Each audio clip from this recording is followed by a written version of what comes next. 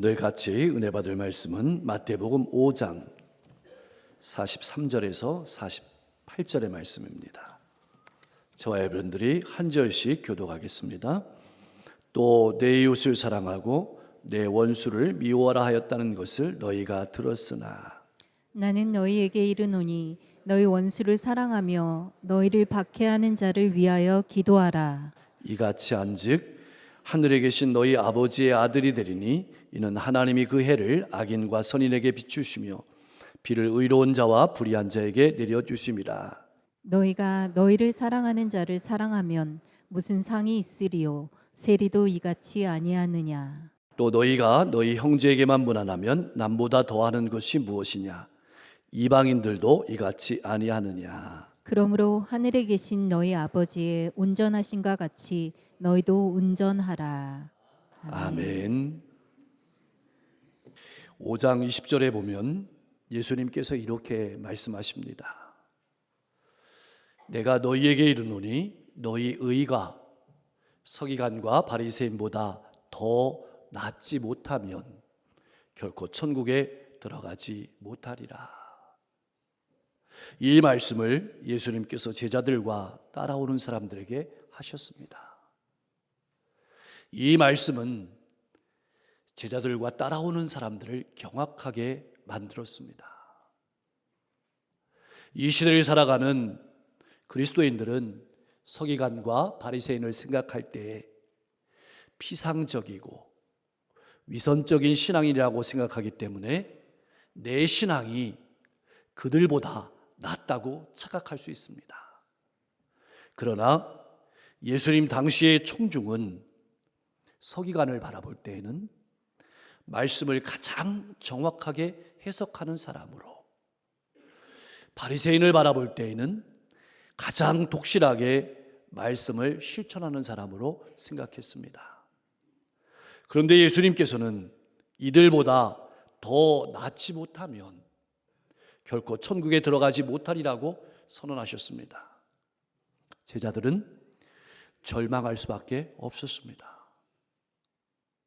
어떻게 그들보다 더 잘 신앙생활할 수 있다는 말인가? 이런 탄식이었습니다. 근데 예수님의 명령은 점점 더 감당하기 어려워지고 있었습니다. 20절 이후의 말씀을 보면 형제들에게는 감정을 드러내지 말라고 말씀하셨고 눈뿐만 아니라 마음조차도 간음하지 말라고 하셨습니다. 당시에 인권이라고는 거의 생각할 수 없었던 아내를 내 몸처럼 사랑하며 인격적으로 존중하라고 하셨고 이웃에게는 정직하라고 말씀하셨습니다. 여기서 끝나는 것이 아니라 나를 힘들게 하는 사람들에게도 자비를 베풀라고 말씀하셨습니다. 오른밤을 치는 자에게는 왼밤을 돌려대고 속옷을 달라고 하는 자에게는 겉옷까지도 내어주고 오리를 동행하고자 요구하는 자에게는 심리까지도 동행해주고 거절하지 말라고 말씀하셨습니다. 심지어는 나를 미워하는 원수들마저도 사랑하라고 하셨습니다. 그리고 마지막으로 하늘에 계신 하나님 아버지처럼 온전한 삶을 살라고 명령하셨습니다. 주님의 말씀은 제자들을 위축시키고 절망하도록 만들었습니다. 가능하기는 한 말씀인가? 우리는 도저히 그리스도인으로 살 수 없다고 생각할 수밖에 없는 그런 말씀이었습니다. 그렇다면 예수님께서는 무엇을 말씀하고 싶으신 것일까요?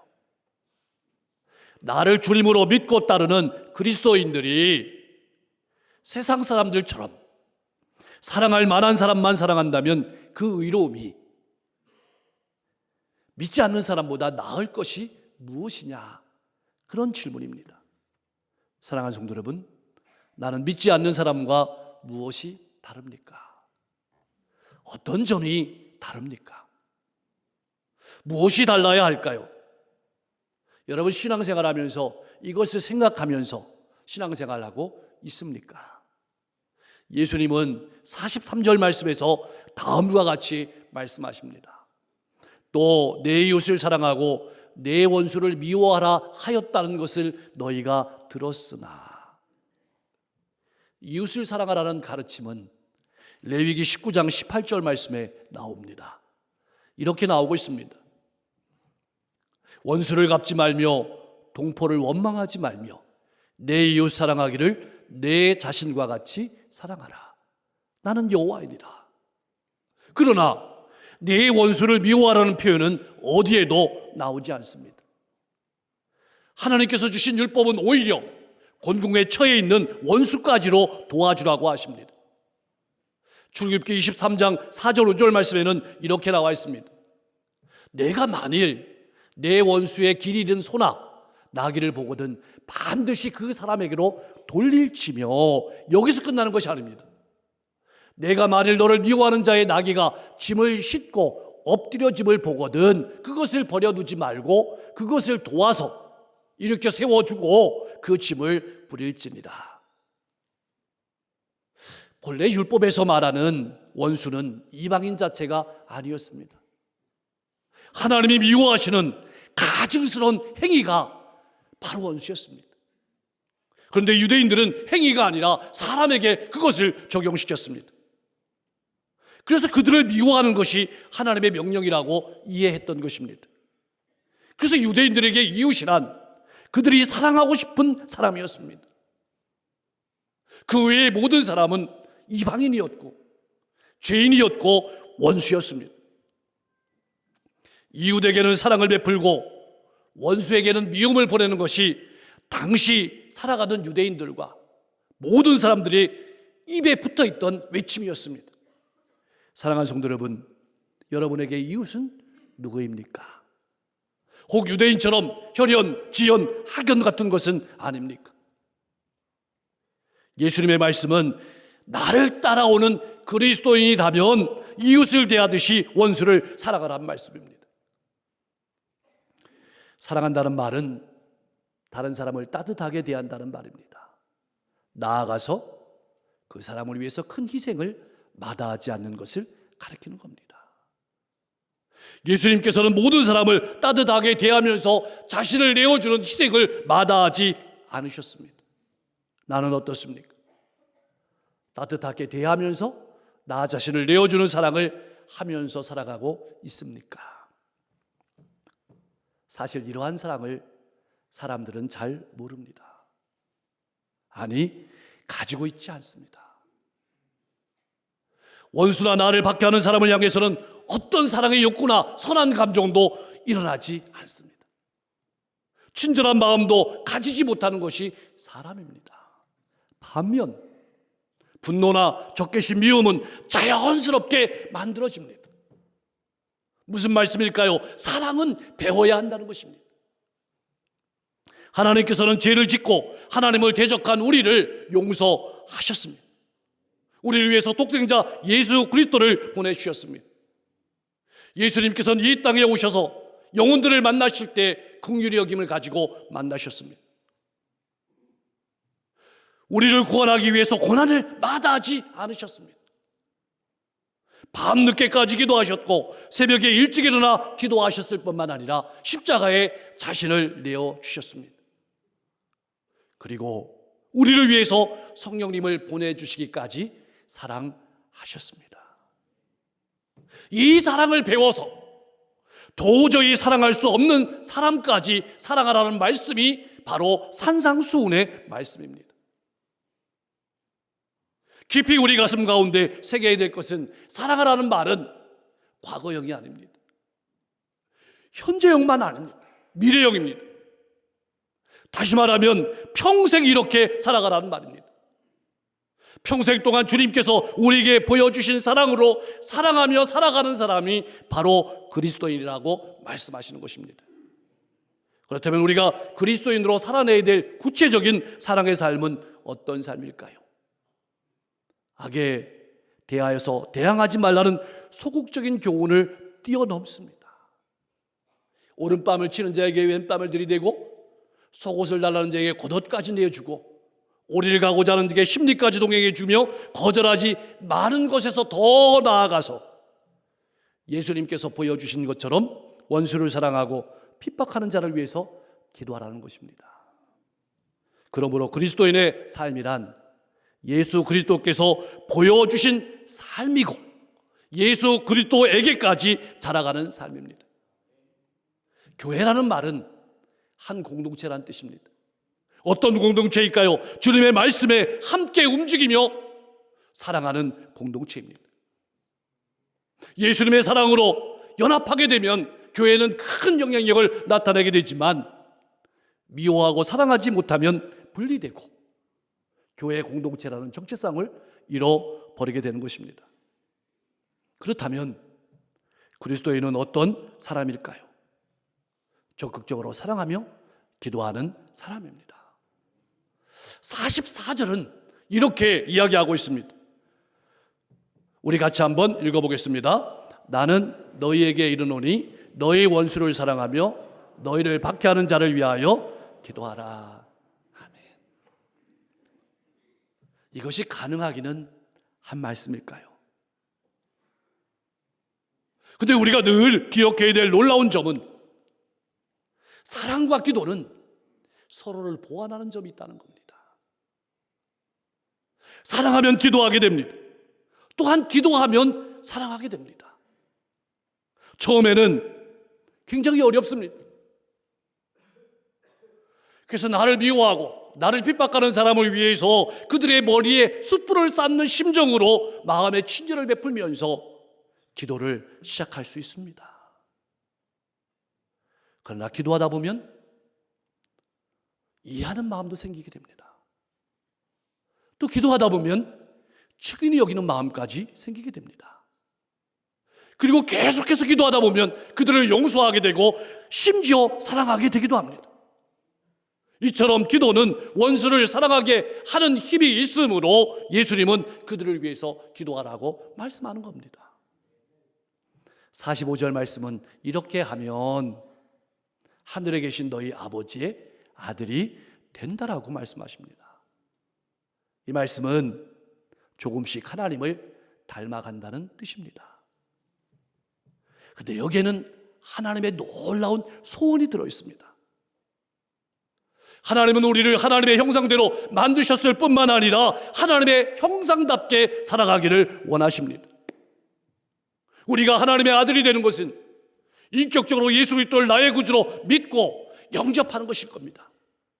그러나 다른 사람들로부터 하나님의 아들이라고 인정받는 것은 주님의 말씀같이 원수를 사랑하고 기도하는 삶으로 나타낼 때일 것입니다. 그러므로 구원받은 것으로 만족하지 마십시오. 이처럼 성숙한 신앙을 위해서 힘쓰십시오.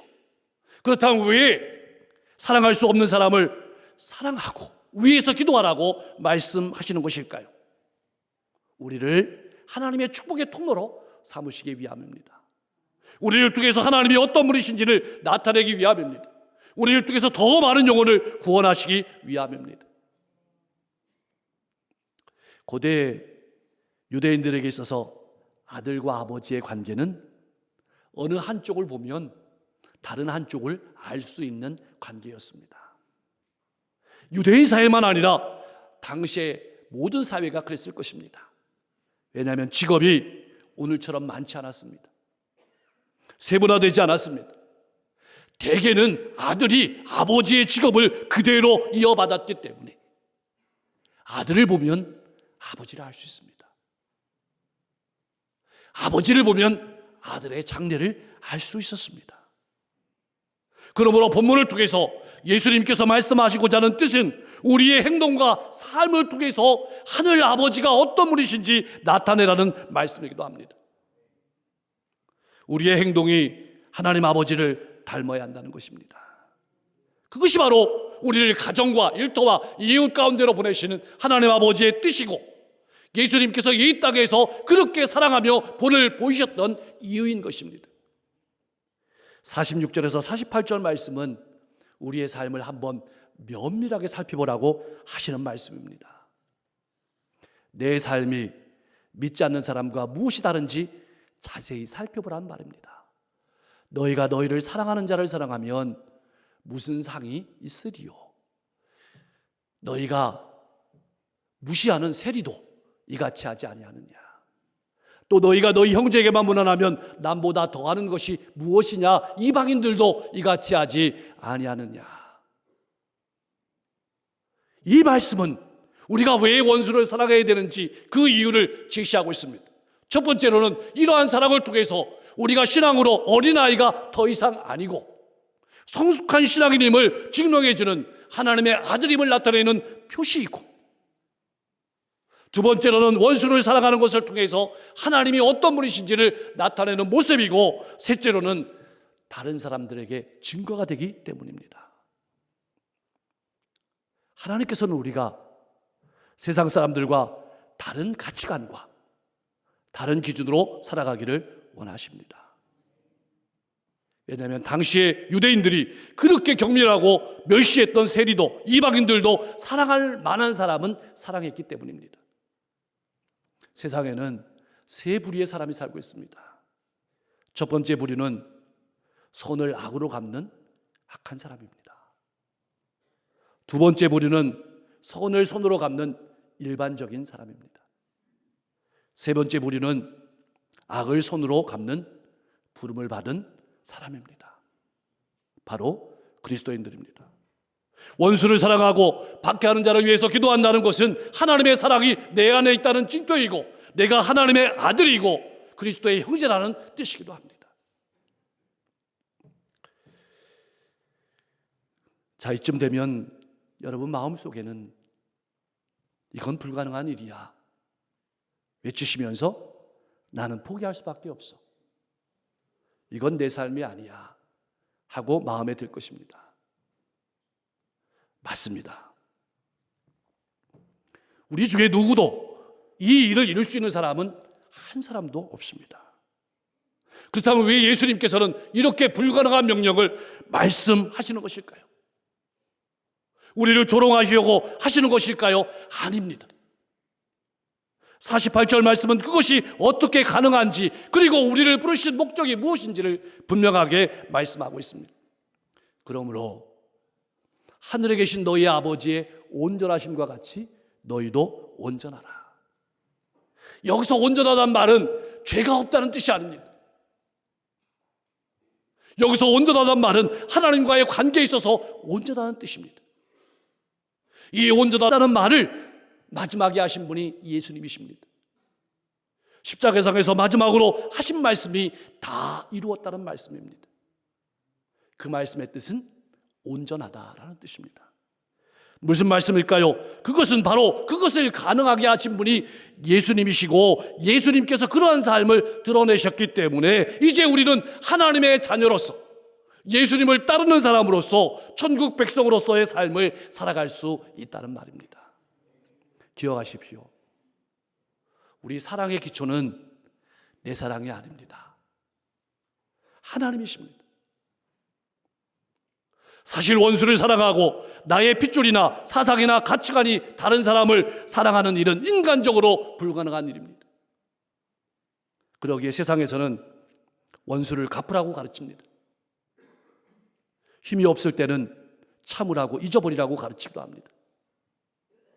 예수님처럼 원수를 사랑하고 핍박하는 자를 위해 기도하라고 가르치는 종교는 없습니다. 그러므로 우리는 하나님의 사랑을 입어야 합니다. 성령의 감동을 받아야 합니다. 왜냐하면 내 힘으로는 불가능하기 때문입니다.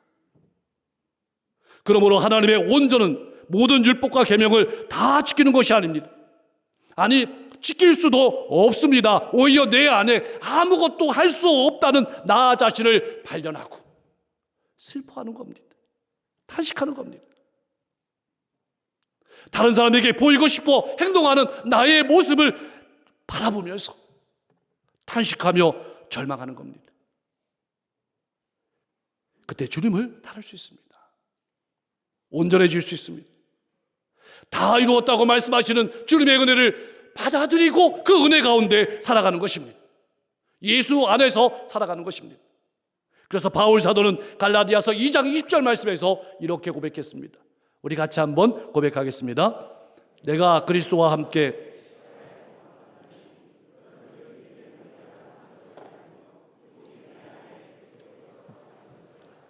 이제 내가 육체 가운데 사는 것은 나를 사랑하사 나를 위하여 자기 자신을 버리신 하나님의 아들을 믿는 믿음 안에서 사는 것이라. 아멘. 나를 사랑하사 나를 위하여 자기 자신을 버리신 하나님의 아들을 믿는 믿음 안에서 사랑하며 용서하며 이해하며 교제하며 사는 것이다. 그런 말씀입니다. 우리는 걱정입니다. 이렇게 말씀을 들었지만 우리 마음에 걱정이 있습니다. 사랑하다가 상처받는 겁니다. 이게 두렵습니다. 그래서 머뭇머뭇거립니다. 주저합니다. 사도 요한은 우리에게 하나님의 사랑을 이렇게 증언했습니다. 요한일서 4장 18절의 말씀입니다. 사랑 안에 두려움이 없고 온전한 사랑이 두려움을 내쫓나니 두려움에는 형벌이 있습니다. 두려워하는 자는 사랑 안에서 온전히 이루지 못하였느니라. 여러분 꼭 기억하십시오. 그리스도인들은 자기 사랑을 하는 사람이 아닙니다. 예수 그리스도께서 보여주신 하나님의 사랑을 사랑하며 살아가는 사람입니다. 이 말씀은 결코 윤리적인 교훈이 아닙니다. 예수 그리스도 안에서 성령께서 이루시는 삶입니다. 날이 갈수록 세상은 물이 말라가는 것처럼 사랑이 메말라가고 있습니다. 모든 노래의 가사에 빠지지 않는 것이 사랑이란 단어지만 참 아이러니하게 사랑이 없습니다. 편협한 민족주의, 편협한 지역주의로 치닫고 있습니다. 소위 자기 민족과 자기의 편은 사랑하지만 다른 민족과 다른 편은 차별하고 적으로 몰아붙입니다. 이러한 세상에서 우리도 잘못하면 세상의 분위기에, 세상의 가치관에 휩쓸릴 수 있습니다. 예수님께서는 우리가 세상 사람들과 다르게 나누지 말고 섬기며 살아가라고 하십니다. 세상과 다른 가치관과 기준을 가지고 살아가며 하나님 아버지를 나타내고 수많은 영혼을 구원하라고 말씀하시는 것입니다. 사랑하는 성도 여러분, 우리는 예수 그리스도 안에서 하나님 아버지를 섬기는 사람임을 절대로 잊지 마십시오. 여러분이 하나님의 뜻과 하나님의 소원임을 잊지 마십시오. 이 시대의 희망은 여러분임을 잊지 마십시오. 교회의 힘을 잊지 마십시오. 그것을 기억하고 하나님의 사랑으로 사랑하며 기도하며 하나님 나라를 힘있게 가정과 일터와 이웃 가운데 세워나가는 여러분과 제가 될 수 있기를 주님의 이름으로 간절히 축원합니다.